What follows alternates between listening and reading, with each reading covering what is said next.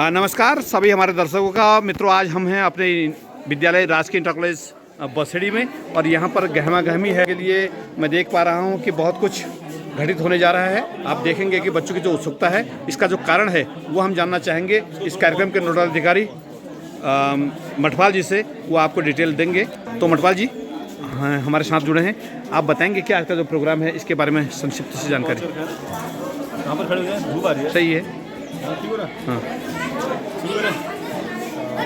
चलो नमस्कार। जैसा कि आप देख रहे हैं, आज राष्ट्रीय यूथ संसद का आयोजन यहाँ पर किया जा रहा है। राष्ट्रीय युवा संसद का आयोजन किया जा रहा है। इसका उद्देश्य है कि बच्चों में जो एक डेमोक्रेसी है, वो डेमोक्रेसी कैसे काम करती है, हमारा जो संसदीय लोकतंत्र है, संसदीय लोकतंत्र में किस तरह की जो ये काम कैसे करता है, जो हमारी संसद है वो चलती कैसे है, उससे बच्चों का परिचय कराने के लिए, लोकतंत्र वास्तव में है क्या, उससे परिचय कराने के लिए, बच्चों के अंदर डेमोक्रेसी को उनको सही ढंग से समझाने के लिए और एक अच्छा नागरिक कैसे बना जाए, उन सब चीज़ों के लिए इस कार्यक्रम का आयोजन किया जा रहा है, जिससे बच्चे समझ सकें कि वास्तव में डेमोक्रेसी है क्या और वो कैसे काम करते हैं। Okay, thank you sir. अब हम आपको लिए चलते हैं ट्रेनिंग जहां हमारा पार्लियामेंट हॉल इस समय सजावट की ओर है। जैसा आप देख पा रहे हैं, ये हमारे तमाम जो प्रतिनिधि हैं वो सब तैयार बैठे हैं और आपका परिचय हम कराना चाहेंगे। ये श्रम और रोजगार मंत्रालय के मंत्री हैं आप खेल मंत्री हैं, ऊर्जा मंत्री हैं और स्वास्थ्य और आयुष मंत्रालय, शिक्षा मंत्री हैं, आप कृषि मंत्री हैं, वित्त मंत्री हैं, विदेश मंत्री, सड़क और परिवहन मंत्री, गृह मंत्री, ये प्रधानमंत्री के पद पर है इस समय सोनिया। और ये पूरा मंच हमारा सज चुका है। राजकीय इंटर कॉलेज बसेड़ी का युवा संसद का जो डिस्प्ले होगा वो बहुत ही जल्द आपके पास होगा। आपके पास क्या रोल है? ये प्रमुख सचिव का पदभार यहाँ पर ग्रहण करेंगे और यहाँ पर स्क्रीन लगाई गई है ताकि यहाँ पर जो विधायी कार्य हैं वो सब हो सकें। आप विदेशी प्रतिनिधि हैं, कहाँ से आए हैं आप? सूरीनाम से। सूरीनाम के डेलीगेट्स हमारे पास हैं और ये हैं नेता प्रतिपक्ष। Very good. नेहा हैं आप?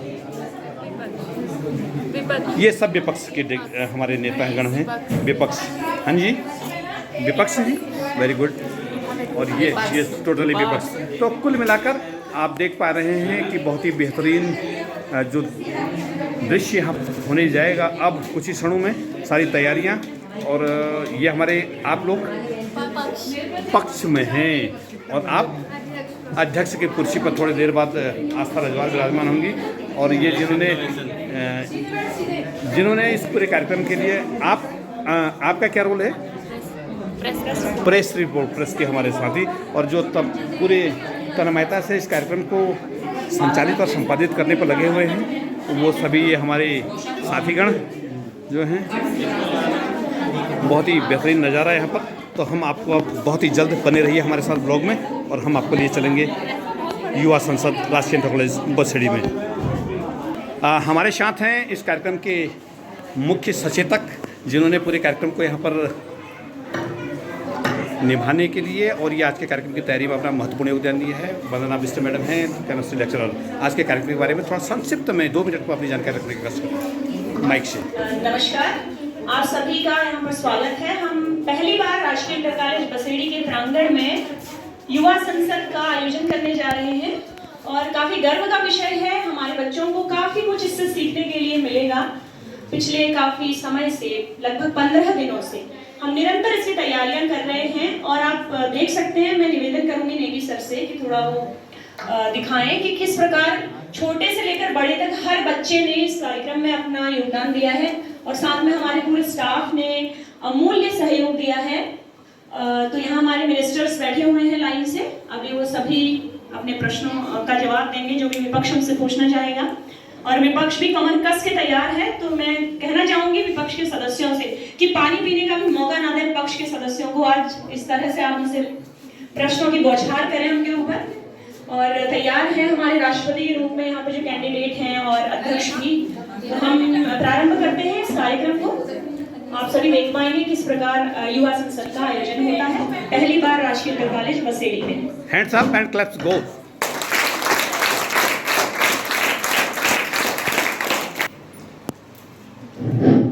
माननीय सभासदों, महामहिम राष्ट्रपति पधार रही हैं।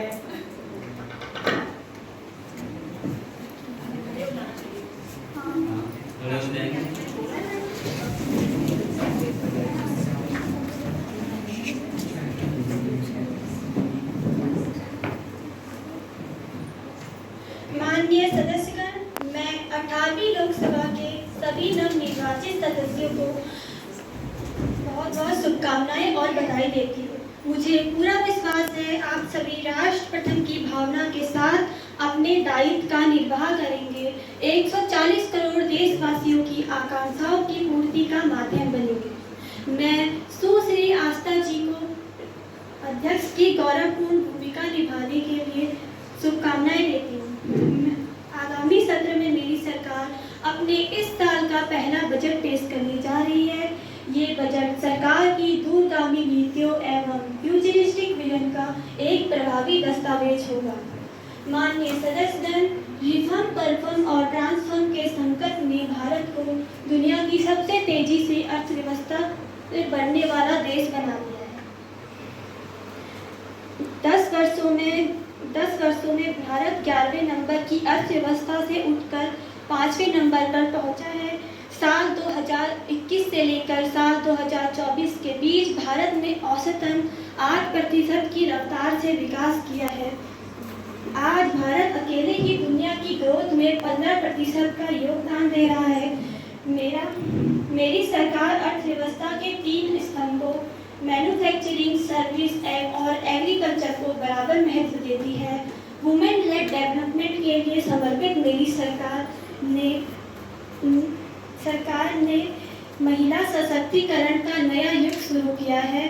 पहले जो महिला शक्ति लोकसभा और विधानसभा में अपनी आर्थिक भागीदारी की मांग कर रही थी, आज उनके पास नारी शक्ति बंधन अधिनियम की ताकत है। माननीय सदस्यगण, पहले जो विद्यार्थी सिर्फ भारतीय भाषाओं में पढ़ाई करते थे, उनके साथ अन्याय की स्थिति थी। मेरी सरकार ने नई राष्ट्रीय शिक्षा नीति लागू कर इस अन्याय को दूर करने के लिए कदम उठाए हैं। युवकों को अब भारतीय भाषाओं में इंजीनियरिंग की पढ़ाई का भी विकल्प मिला है। विगत 10 वर्षों में भारत में 7 नए IIT, 16 IIIT, 15 IIM, 15 नए एम्स, 315 मेडिकल कॉलेजेस और 390 विश्वविद्यालय स्थापित हुए हैं। माननीय सदस्यगण, हमारे वेदों में हमारे ऋषियों ने हमें सम्मानो मंत्रा समिति समानी की प्रेरणा दी है, अर्थात हम एक समान विचार और लक्ष्य लेकर एक साथ काम करेंगे। यही संसद की मूल भावना है। तो आइए हम सब मिलकर पूर्ण कर्तव्य निष्ठा के साथ अपना राष्ट्र संकल्पों की सिद्धि में जुट जाए और विकसित भारत बनाए। आप सभी को बहुत शुभकामनाएं। धन्यवाद। जय हिंद, जय भारत।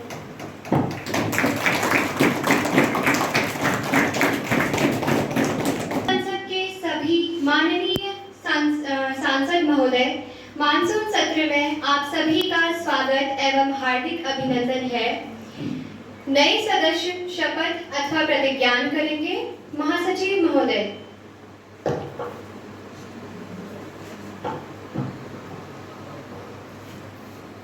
सुश्री प्रतिभा देवी, जो गुजरात के भरूच संसदीय क्षेत्र से निर्वाचित हुई हैं, अब शपथ ग्रहण अथवा प्रतिज्ञान करेंगी।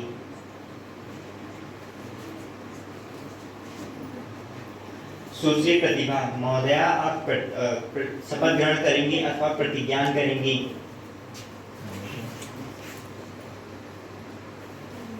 सुश्री प्रतिभा महोदया, आप शपथ ग्रहण करेंगी या प्रतिज्ञान करेंगी? महोदय, मैं शपथ लूंगी। आप किस भाषा में शपथ ग्रहण करना चाहेंगी? हिंदी भाषा में श्रीमान।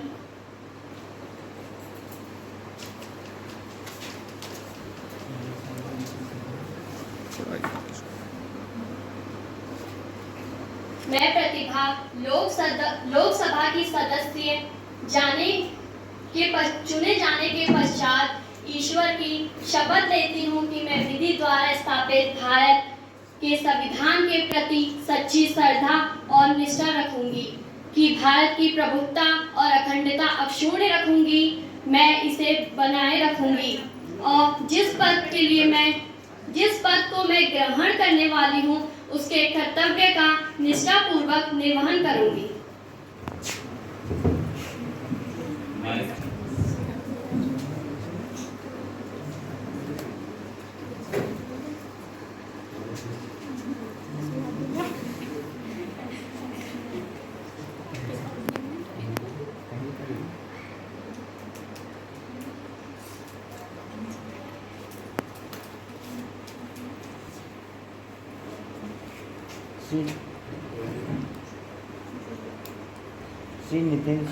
श्री नितिन सिंह जो उड़ीसा के संबलपुर संसदीय क्षेत्र से निर्वाचित हुए हैं, अब शपथ ग्रहण अथवा प्रतिज्ञान करेंगे।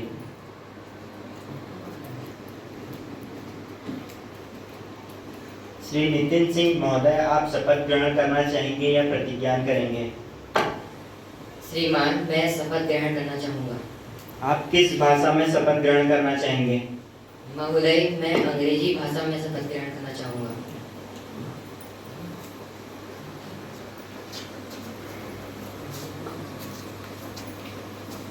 I, Nitin Singh, having been elected to be member of the House of the People, do swear in the name of God that I will bear true faith and allegiance to the Constitution of India, established by the law, that sovereignty and integrity of will remain elected, will keep it as, and will faithfully discharge the duties of the post I am about to assume.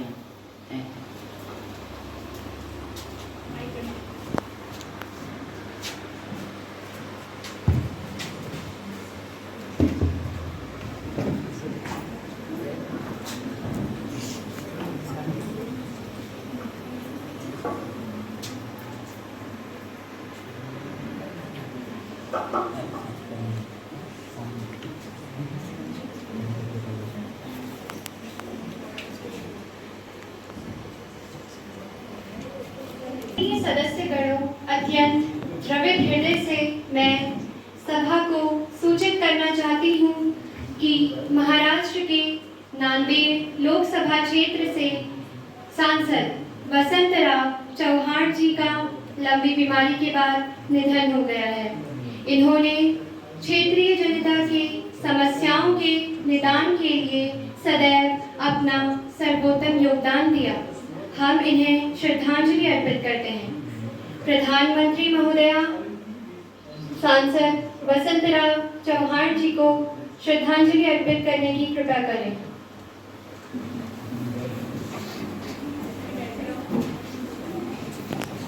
Nanded क्षेत्र के सांसद श्री वसंतराव जी के चौहान जी की निधन की खबर सुनकर हृदय विदीर्ण हो चुका है। उनका यूं चले जाना उनके और उनके परिवार और उनके सांसदीय क्षेत्र के लिए अपूर्व क्षति है। नांदेड़ की जनता ने अपने होनहार नेता खोए हैं। चौहान जी ने हमेशा अपनी जनता को प्राथमिकता दी। उनकी परेशानियों के समाधान हेतु उन्होंने अपना पूर्ण जीवन खपा दिया। नांदेड़ की जनता ने अपना होनहार नेता खोया है। मैं इस संसद के माध्यम से उन्हें विनम्र श्रद्धांजलि देना चाहूंगी।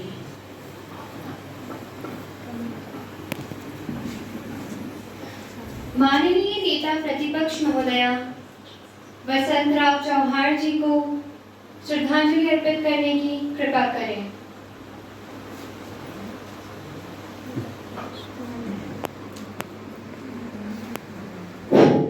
वरिष्ठ कांग्रेस नेता श्री चौहान जी का निधन न केवल महाराष्ट्र बल्कि संपूर्ण भारत व संस्कृति की अपूर्ण क्षति है।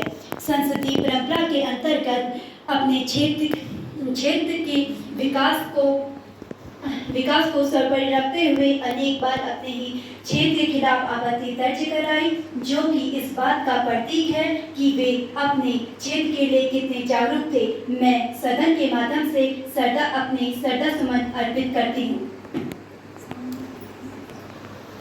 सदस्यगण अपना गहरा शोक प्रकट करने के लिए अपने स्थान पर कुछ क्षणों के लिए मौन खड़े होंगे।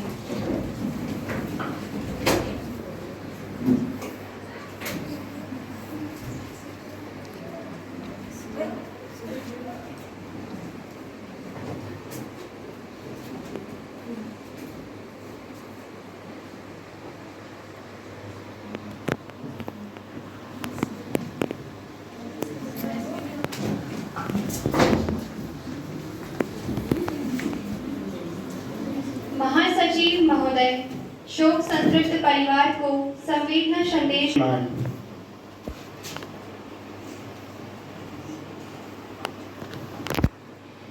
Respected members, I would like to welcome a parliamentary delegation from the Republic of Suriname, led by Mr. Marinus B., Chairman of the National Assembly of Suriname, along with his teammates. I hope it will enhance the warmth of our friendship and relations. माननीय प्रधानमंत्री महोदया, नए मंत्री अध्यक्ष महोदया, मैं आपके माध्यम से इस संसद को अवगत कराना चाहती हूँ। श्रीमती हिमानी, भारी उद्योग मंत्री, श्री जितेंद्र, भारी स्वतंत्र पर्यटन मंत्री,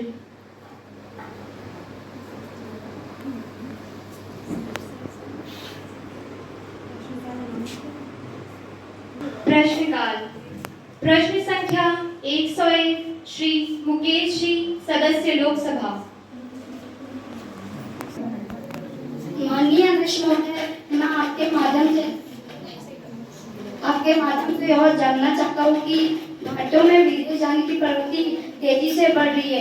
विगत 5 वर्षों में 5,34,000 भारतीयों ने अपनी नागरिकता छोड़ दी है। क्या विदेश मंत्री 2024 में 0.323 प्रति हजार पर, 2023 में 0.329 प्रति हजार पर और 2022 में 0.342 प्रति हजार के दर के अनुसार पलायन का आंकड़ा निरंतर घटा है। पहले के समय में भारत में अच्छी सुविधाएं नहीं थी, जिस कारण भारत के लोग पलायन करके विकसित देशों की तरफ रवाना हुए। लेकिन अब के समय में भारत में अच्छी जीवन शैली की उपलब्धता तथा रोजगार के बढ़ते अवसर से आने वाले वर्षों में यह आंकड़े और कम होने की संभावना है। धन्यवाद। प्रश्न संख्या 102 श्रीमती भूमिका जी, सदस्य लोकसभा।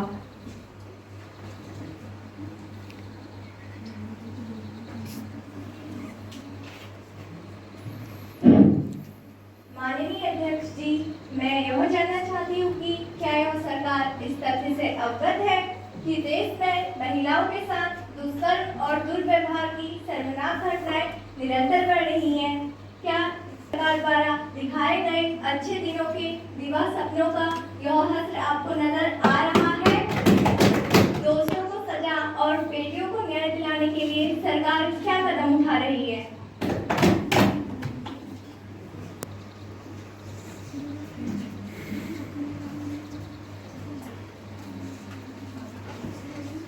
आदरणीय अध्यक्ष महोदय जी, से बड़ा कष्ट हो रहा है कि राष्ट्र की बेटियों के अपमान पर भी विपक्ष राजनीति कर सकता है। बेटियों का अपमान राष्ट्र का अपमान है। इन घटनाओं के विरुद्ध आपातकालीन सेवाएं, सहायता प्रणाली तथा सुरक्षित शहर परियोजना हमारी सरकार ला रही है। महिला सुरक्षा योजना 2026 तक लागू कर दी जाएगी। इसमें हमारी सरकार द्वारा निर्भया फंड से 180 करोड़ रुपए खर्च किए जाएंगे। फास्ट ट्रैक के द्वारा सुनवाई, फास्ट ट्रैक कोर्ट में त्वरित सुनवाई द्वारा बेटियों को न्याय अवश्य मिलेगा। धन्यवाद। प्रश्न संख्या 103 सुश्री नीलम जी, सदस्य लोकसभा।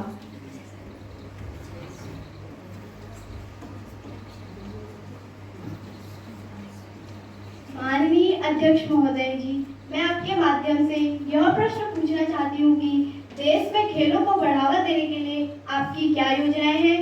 पेरिस ओलंपिक खेलों में देश का प्रदर्शन आशानुरूप क्यों नहीं हो रहा है? खेल में बजट आवंटन का ब्यौरा प्रस्तुत करने की कृपा करेंगे? माननीय अध्यक्ष महोदय, 2014 के बाद देश में खेल को बढ़ावा देने और खेल संस्कृति को विकसित करने के लिए हमारी सरकार विभिन्न योजनाएं लेकर आई है।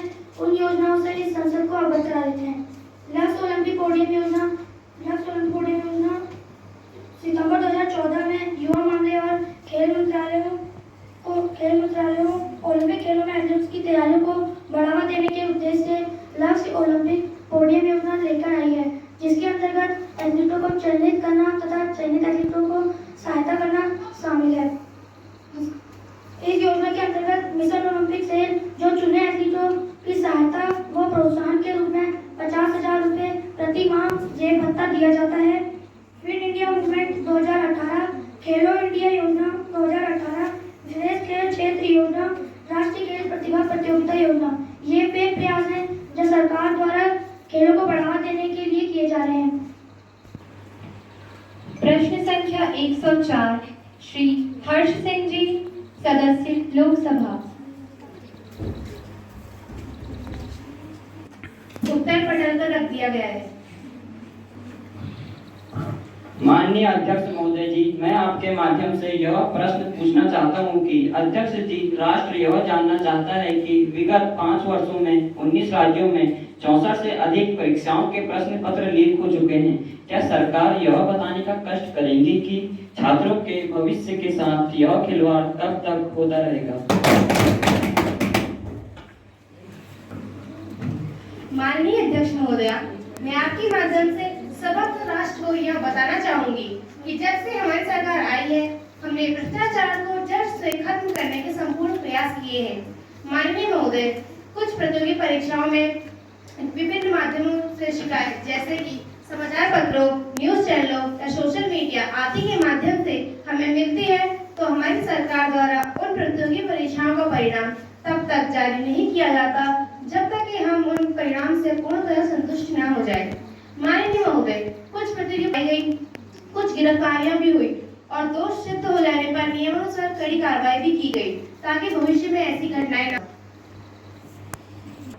प्रश्न संख्या 105, श्रीमती गायत्री जी, सदस्य लोकसभा।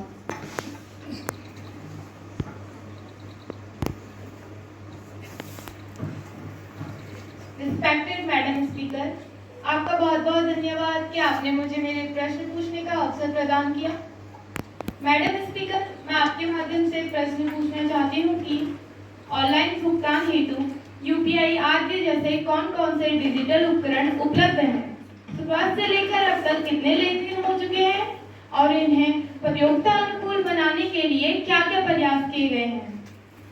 माननीय अध्यक्ष महोदया, मैं आपके माध्यम से सदन तथा और सभागणों को यह अवगत कराना चाहता हूं कि खुदरा और थोक भुगतान के लिए डिजिटल उपकरण जैसे खुदरा भुगतान में UPI, NEFT, IMPS, credit card, debit card और AEPS, BHMI, NETC भी उपलब्ध है तथा थोक भुगतान के लिए RTGS माध्यम है तथा इसमें लगातार वृद्धि हो रही है। 2022-23 में यह 45% की वृद्धि हुई है तथा यह बजट 11,660 करोड़ तक पहुंचा है। प्रयासों में चेक, SMS, UPI ऑफलाइन भुगतान, रुपए, ATM, UPI पर कार्डलेस भुगतान एवं अन्य परियोजनाएं लाई जा रही हैं। धन्यवाद।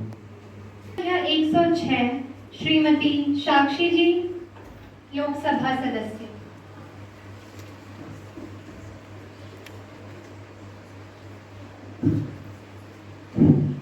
माननीय अध्यक्ष महोदय जी, मैं आपके माध्यम से यह प्रश्न पूछना चाहती हूँ कि क्या सरकार ने मेक इन इंडिया पहल के तहत एक हिस्से के रूप में देश में नवीकरणीय ऊर्जा का विचार किया है? माननीय अध्यक्ष महोदय जी, मैं आपके माध्यम से यह सौर पार्क से 40 गीगावाट ऊर्जा उत्पाद का लक्ष्य है। 18 मेगा सौर विद्युत परियोजना के तहत लक्ष्य विकास का फोकस है। 12 राज्यों में 50 सौर पार्कों का कार्य प्रगति पर है। मध्य प्रदेश में 8, गुजरात में 7, छत्तीसगढ़ में 1, झारखंड में 3, महाराष्ट्र में 7 तथा उड़ीसा में 3। पार्क का निर्माण कार्य तीव्रता से चल रहा है। हमारी सरकार के नवीकरणीय राष्ट्र प्रभावशाली प्रवृत्ति की ओर अग्रसर है तथा वैश्विक ऊर्जा बाजार में क्लीन व ग्रीन ऊर्जा का बढ़ावा दे रहे हैं। प्रश्न संख्या 107 श्री हर्षित कुमार जी, सदस्य लोकसभा। माननीय अध्यक्ष महोदय, मैं आपके माध्यम से यह बस पूछना चाहता हूं कि सड़क तथा राजमार्ग निर्माण की प्रमुख उपलब्धियां, जिनमें सबसे तेज निर्माण का रिकॉर्ड शामिल है, इसका विवरण दें तथा कारण इत्यादि बताएं। धन्यवाद। अध्यक्ष महोदय जी, मैं आपके माध्यम से यह बताना चाहता हूं कि विगत 10 वर्षों में 1,50,000 किलोमीटर राष्ट्रीय राजमार्गों का निर्माण हो चुका है तथा तीव्र गति गलियारों की लंबाई भी 50,000 किलोमीटर तक पहुंच चुकी है। देश में तीव्रता के साथ 4 लेन सड़क नेटवर्क का विकास किया जा रहा है। 21 ग्रीनफील्ड गलियारे बनाए गए हैं। सबसे ऊंचाई पर पुल बांधने का विश्व रिकॉर्ड बनाते हुए हमने चिनाब नदी पर रेल पुल बनाया, जिसकी ऊंचाई 1178 फीट है। अटल सुरंग के रूप में सबसे ऊंचाई पर विश्व की सबसे लंबी सुरंग बनाने का विश्व रिकॉर्ड बनाया। विगत 10 वर्षों में सड़क निर्माण 5 गुना बढ़ाया गया है। साथ ही अमेरिका के बाद भारत सड़क और परिवहन बजट पर दूसरा स्थान पर आता है। धन्यवाद। प्रश्न संख्या 108 श्री नितिन जी, सदस्य लोकसभा।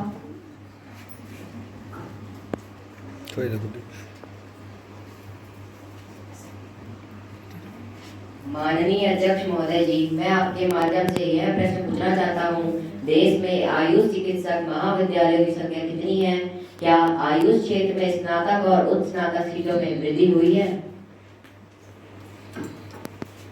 माननीय अध्यक्ष महोदय, मैं आपके माध्यम से सभा तथा सभा के सदस्यों को ये बता 899 मेडिकल कॉलेज हैं और 216 नए संस्थाएं स्थापित हुई हैं। सीटें बढ़ी हैं, बुनियादी चिकित्सा सेवाएं सभी तक पहुंचाई जा रही हैं। 2021-22 और 25-26 तक आयुष योजना को मंजूरी दे दी जाएगी। 12 बड़े मेडिकल कॉलेज का बजट 1000 करोड़ से अधिक है और नए रोजगार उत्पन्न किए जा रहे हैं और कोरोना काल में आयुर्वेदिक सुपर फूड का उपयोग बढ़ा है। धन्यवाद। प्रश्न संख्या 109 श्रीमती तनुजा जी, लोकसभा सदस्य। अध्यक्ष महोदय, मैं आपके माध्यम से यह प्रश्न पूछना चाहती हूँ कि वर्तमान में देश में बेरोजगारी का राज्यवार आंकड़ा क्या है और सरकार द्वारा बेरोजगारों को रोजगार प्रदान किए जाने पर श्रम व रोजगार संबंधित प्रस्ताव का ब्यौरा क्या है? अध्यक्ष महोदय, मैं आपके माध्यम से सभा और सदन को यह बताना चाहती हूँ कि वर्ष 2020-21, वर्ष 2021-22 और वर्ष 2023-24 के दौरान मैं आपके माध्यम से सभा और सदन को यह बताना चाहती हूँ कि वर्ष 2020-21, वर्ष 2021-22 और वर्ष 2023-24 के दौरान 15 या 15 वर्ष से अधिक की बेरोजगारी दर 4.2%, 4.1% और 3.2% थी। यह गिरावट को प्रदर्शित करता है। भारत सरकार के विभिन्न कार्यालय मंत्रालय क्रियान्वयन पर कार्य कर रही है। प्रधानमंत्री रोजगार सृजन कार्यक्रम, महात्मा गांधी ग्रामीण रोजगार गारंटी योजना, पंडित दीनदयाल उपाध्याय कौशल्य ग्रामीण योजना और स्वरोजगार और प्रशिक्षण संस्थान, पंडित दीनदयाल उपाध्याय अंत्योदय योजना, प्रशिक्षण संस्थान, आजीविका मिशन, प्रधानमंत्री योजना आदि वेबसाइट के वितरण से देखा जा रहा है। धन्यवाद। 110 श्रीमती पायल जी, सदस्य लोकसभा।